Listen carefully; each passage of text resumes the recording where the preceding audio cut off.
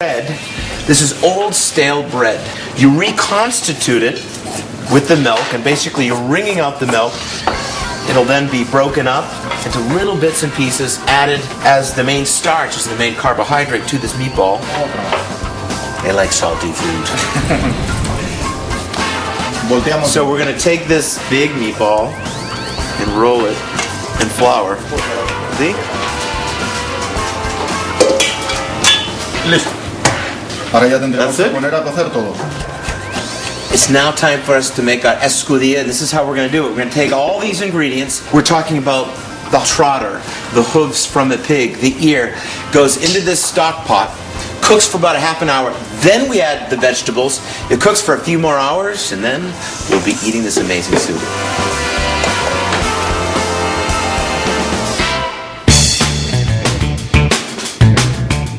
Every family has their own way to make escudilla, perhaps using pasta or maybe a special type of cabbage. It seems like Sergi wants to show off a little, so I get a little grilled langostinos with truffles and a little frittata. Hey, what am I going to do, say no?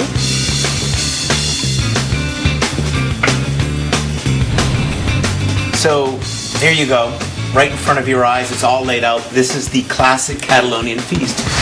The soup is actually cooked together and then it's sort of deconstructed. That way each individual person can add his own little special flavors that he likes. If you don't like the cabbage, you don't add the cabbage. You add what you like to eat. This is our sausage. Really good. And this right here, this is basically a blood sausage. So the blood, during the slaughtering process, it's extracted and then reduced down. Y esta butifarra de huevo. Nice.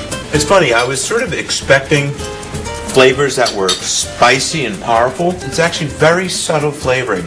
It's as almost if the ingredients are designed to sort of carry the flavors forward. They don't need much.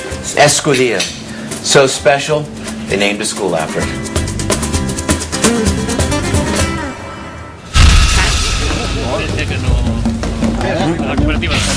I'm really starting to enjoy this party. Finish this. No. Not eating this, not eating this. Why not? No. Oh, you don't eat that?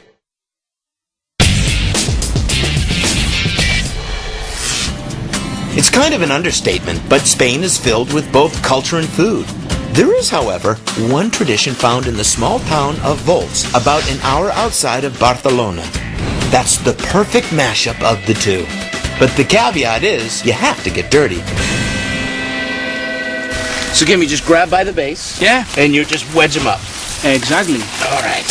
This is the normal There size you go. of this. It's a bloomin' onion.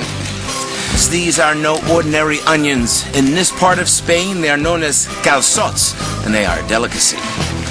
This is actually one of the newer Catalan traditions.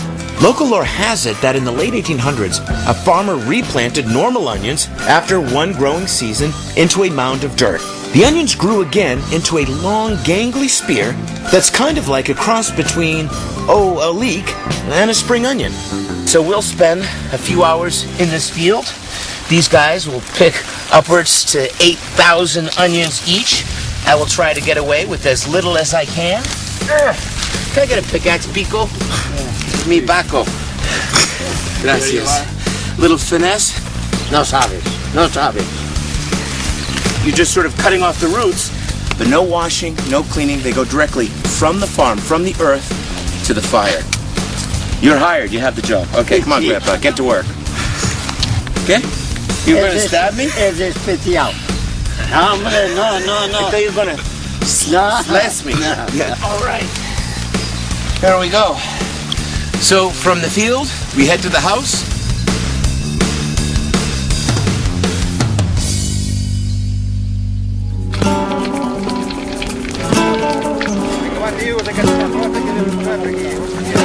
As you can hear, it sounds like there's quite a party going on. I don't want to miss it. It is the ultimate fiesta, a party to celebrate these, the calçots, these amazing sweet local onions. And this is the party, the calçotada.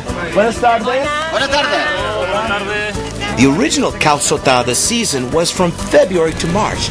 But it's become so popular in this part of Spain, they've extended the season. I can't think of a better way to welcome spring.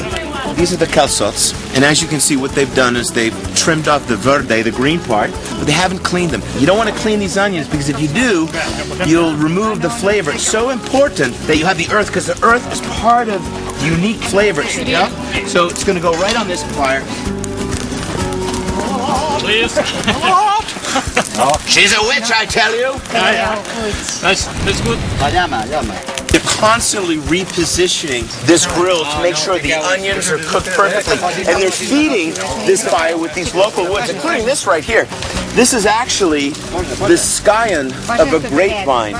And the type of grapevine it is the type that they use to actually make a local sparkling wine that they call cava. This funky glass bottle is called a porro, a traditional wine pitcher found in this region.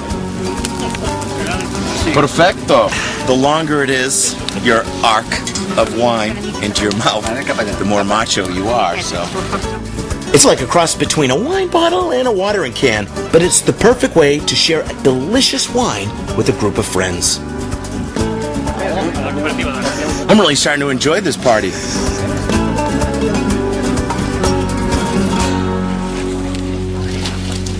Good thing I brought another sweater.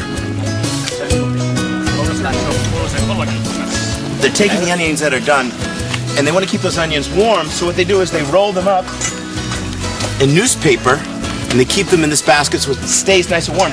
In addition...